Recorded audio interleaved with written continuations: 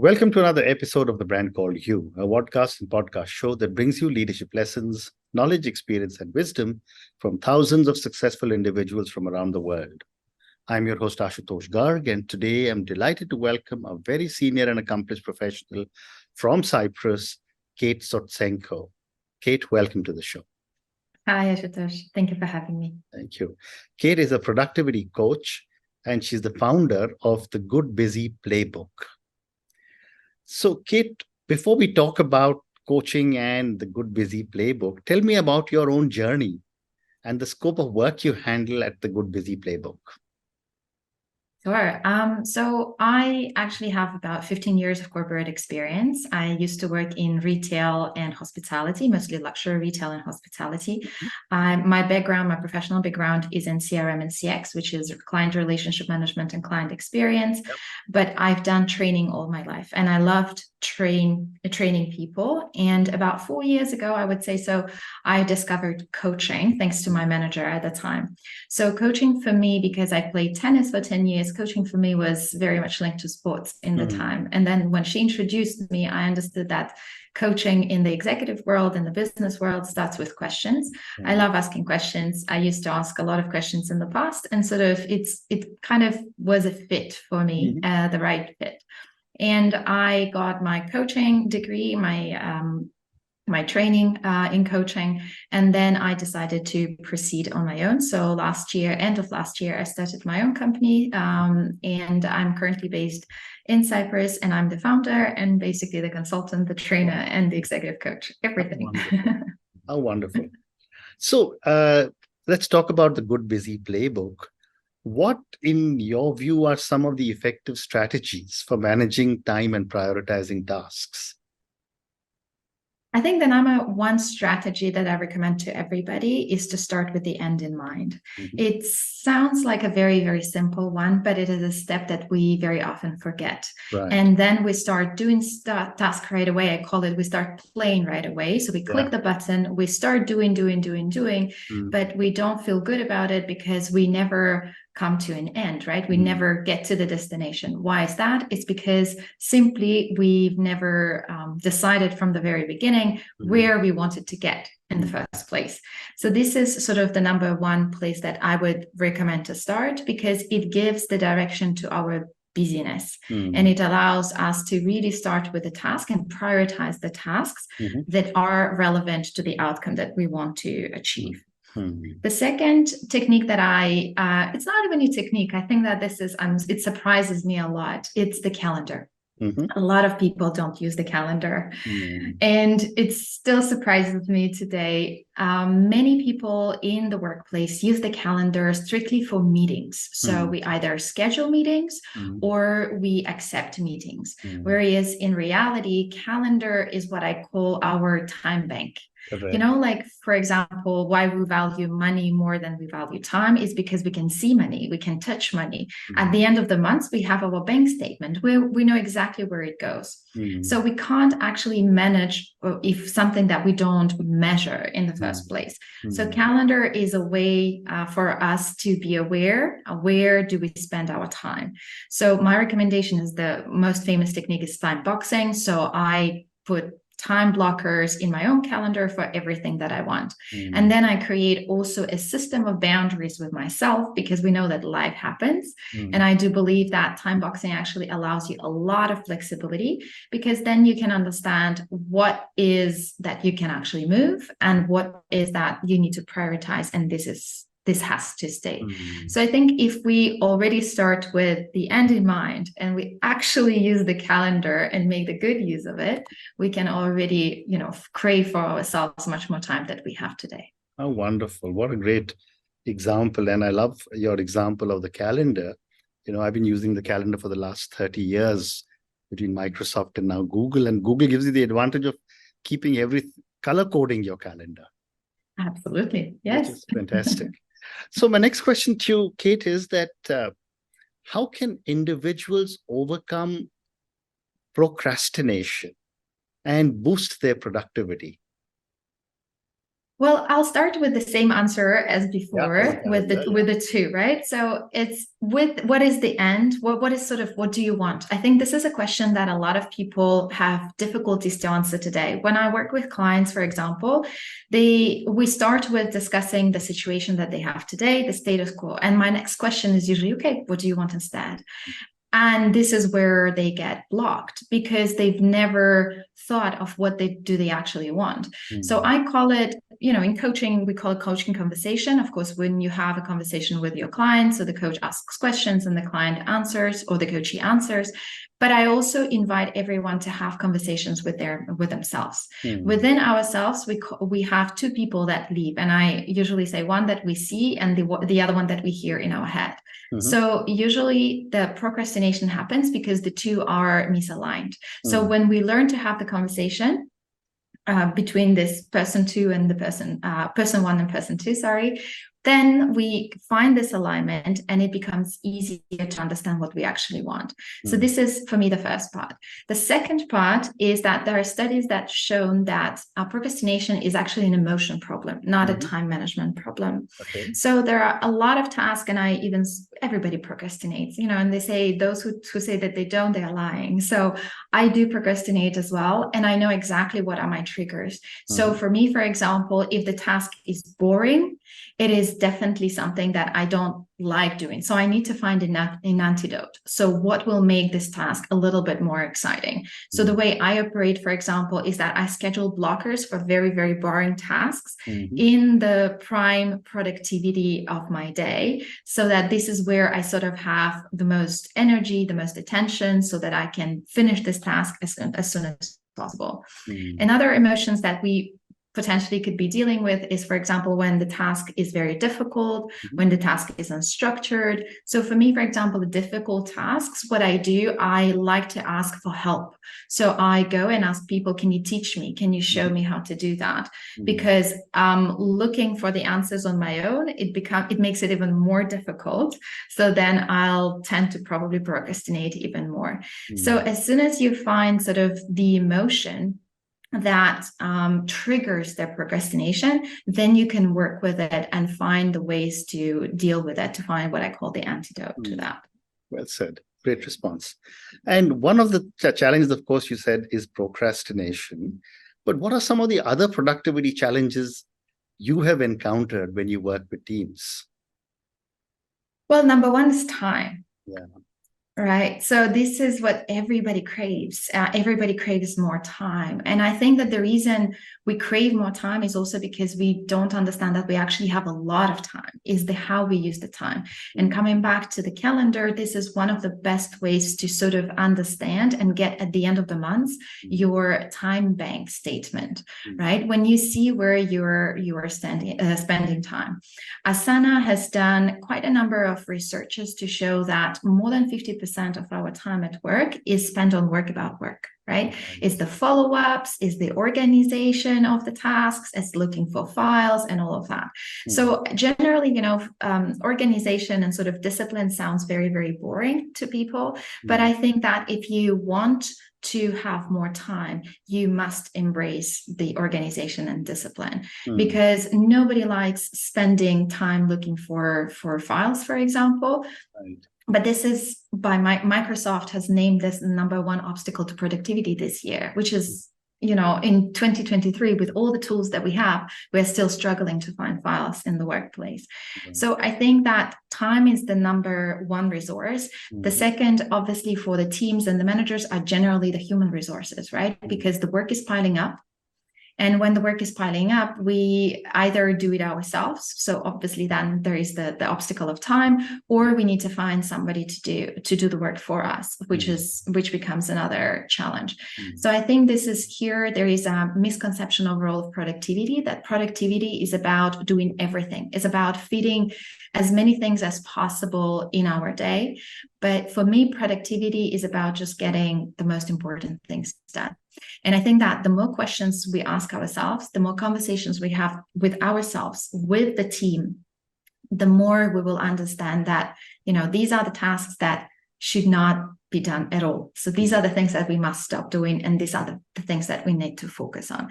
So I think it's the questions that are missing today for us to kind of navigate through these challenges that we encounter in the day-to-day in the office. Well said. Thank you. And what, in your view, is the role of effective communication when it comes to increasing productivity? It's huge. It's very important. And when I spent a lot of time on LinkedIn today, I'm very active on LinkedIn, and I see a lot of posts talking about the importance of listening, active listening. And I absolutely agree. But I always say that listening starts with a question, right? So even to take our example today, I appreciate you listening to my answers, right? And I appreciate the listeners listening to the answers. But there wouldn't be any answer if there was no question, right? So I think that the skill that we are trying to cultivate today is listening. But I think that the first skill that we need to nurture and invest in is asking questions. And so the communication for me is actually starts with asking questions, listening, then potentially reflecting back, and then asking question again, listening, reflecting back. And this is the communication on repeat. So it plays a huge role, because the more questions we ask in the workplace, the more we will understand why do we do what we do. Because one of the reasons, for example, one of the emotions to address procrastination is meaningless tasks. When we don't think that something that takes away our time, takes away our resources, our potential, creates meaning, creates value, we don't want to do it. Right? So asking those questions is very important to understand the meaning of every single task. And when I was working with my team in the past, I used to teach them a lot to ask the questions to others whenever they received a meeting invitation without an agenda, without any point. So the first thing is not to accept. The first thing is reach out. What is the purpose of the meeting? What do I need to prepare? What is the agenda? Right? So all these questions will help us to save a lot of time. And this is, for me, is communication, but it starts with a question, not with listening. Great response. My next question is that how can team leaders encourage and foster a culture of productivity amongst their teams? That's a very, very good question. I don't think that I will reveal a big secret here, but leadership of a team starts with self-leadership. So, as mentioned earlier, there are two people that live in us, number one and number two. So if we can't manage, the two people that live in us, we can't manage others. So, and I always think that the best way people learn, and this is, I think, the most efficient way to create change, is to lead by example. Again, nothing new, but I think we actually need to take action. I think there are two reasons for this. We learn by observation since we were kids, right? We learn how to walk or do stuff or other things, other skills, by observing others, because we observe, we learn, we imitate, we copy, and that's how it goes. That's how we develop a skill. Generally, in the workplace, also, people who are at a certain level of hierarchy, we look up to them, right? So if they do something, we think that's right. So then, organically, we're going to start imitating them and copy. So I think this is very important. So whatever behavior we want to see in the team, it's very important to mirror that behavior. A lot of leaders, in my experience in the past when I worked, say words like, my team is not productive. But I always say we are part of the team. We can't be separate from the team. So it's very important, if you think that your team is not productive, the first person that you need to look at is yourself. And you need to understand, what is it that you are doing? What is it that you are mirroring that is not making your team productive? So I think that this is a crucial part, because we respond to what we see, right? So our eyes generally are the ones that invite us to take action, right? And I think the second part is emotions are contagious, right? And I think that productive people generally are very optimistic. They're very positive. They're generally happy people. As Brian Tracy says, happiness and productivity, they are linked. So I think that, again, it's very important to see what emotions do we project, what emotions do we value in the team, what emotions do we support. And so, because everything is contagious. And I think these are the two ways for me the leaders overall can sort of nurture that culture of productivity in the team. Very interesting. Thank you. My next question is that how can team leaders leverage data and analytics to make informed decisions and drive productivity? That's a very good question. I've encountered very, very few companies who track productivity. There are different ways you can track productivity because it depends on your industry, sort of on your needs, on the purpose of tracking, right? But overall, I think the whole productivity is linked to the time aspect of it. And when companies implement time trackers, there is a very negative response. But I think the reason for this is because there is a lack of transparency for the time tracking. When the time tracking is implemented for the benefit of both the company and the teams, the employees, then the teams can see what is the potential outcome that comes out of it, right? What's it for them. So, for example, I worked on a big project last year, consultancy project, and we tracked the time because the team was working almost until midnight every single day, which was absolutely not normal. But I couldn't help without understanding where the time goes, right? So we've implemented a system to track their time so that we can see where they are putting their time. And finally, when we understood, we could address each issue one by one and eliminate the things that were not needed. And, for example, invest in skills that were needed in order to help them to be a little bit more efficient in their work. Right. But so I think that the analytics can really help. But we need to be extremely transparent with the reason why we are implementing certain initiatives, and even better, involve the team in there to say, well, we are doing it for the sake of the team. What can we do? How can we track? What can we learn? Very interesting. My next question to you is about distractions at work. Given the digital age that we are in, given the bombardment of so much information all the time, what in your view are some strategies for managing and reducing distractions to enhance or increase productivity? Back again to calendar.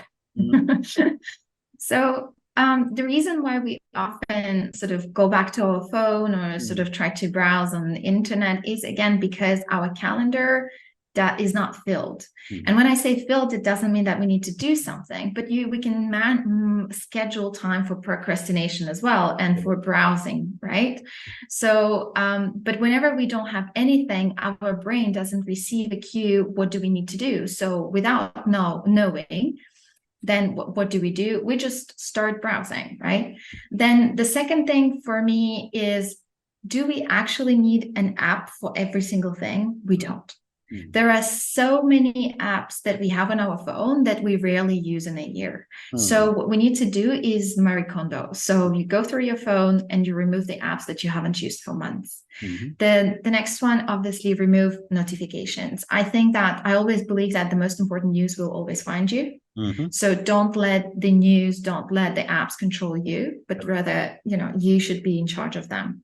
And the one that I always recommend is invest time in self-awareness, in understanding why are you drawn to a distraction, a specific distraction, rather than adding additional tools that you can be addicted to. So, for example, there are a lot of apps that help us to focus, right? That help minimize the time on the phone. But for me, we are adding this way an addiction on the addiction instead. So I believe that the most powerful app that we have is our brain. And that's what we need to learn invest time and effort to understand, because if we understand how we function, we can actually mitigate all this distraction with other tools and develop really the qualities within us that have probably the biggest return on investment that we can get.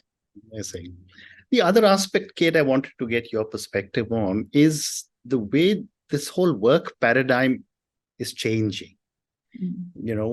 Hybrid work, remote work, work from home, or whatever. How do leaders manage productivity when so many of their team members may choose to work from home? Another great question. So I think generally, I think there is no black and white. I think there are a lot of shades of gray. And again, there's a lot of debate going on. Is it better to be flexible? Is it better to be always remote or in the office? I think that we can't find one solution that fits all, right? We just need to understand what works. But in the same company, in the same industry, two teams can work absolutely in a different way. I'll give you one example from my previous company. I used to work for a watch retailer. So I was in marketing, in sales. So I could be on the go and I could still do my job from home. I was traveling before the pandemic every 2 weeks and I was doing my work on the go. So my team was used to work remotely with me because I was always away. But production, they couldn't do that. So we can, we always talk about that, but in reality, it's not black and white. We just need to look in there. And the second most important thing is that when pandemic started, we probably did the same mistake we do normally in the office. We didn't prepare people for being productive at home and how to work from home or how to work remotely. Yes, many people had experience with that, but many people haven't. So by giving Zoom, and the tools or Teams, for example, that's not preparation. That's not training. A lot of people struggle today working from home because they don't know how to separate the work and the home life, right? And it's the same for the manager. Coming back to your question, how to manage this is the same thing. It's because they've never been trained. They don't know how to address certain aspects of working from home, of how to, for example, when somebody was in the office at 7 p.m., 8 p.m. in the past, you just normally talk to him and you work. But now that person is at home, maybe there is a boundary to respect. So I think it's all about training and education and learning, and for companies to invest and help people to actually learn, because we're not born with skills. We need to learn, and this is new for us. Fantastic. Great response. And my last question to you, Kate, and this is for so many people who will listen to our conversation. Can you share any success stories of leaders who have successfully optimized their own time and managed their productivity to reclaim time? Sure.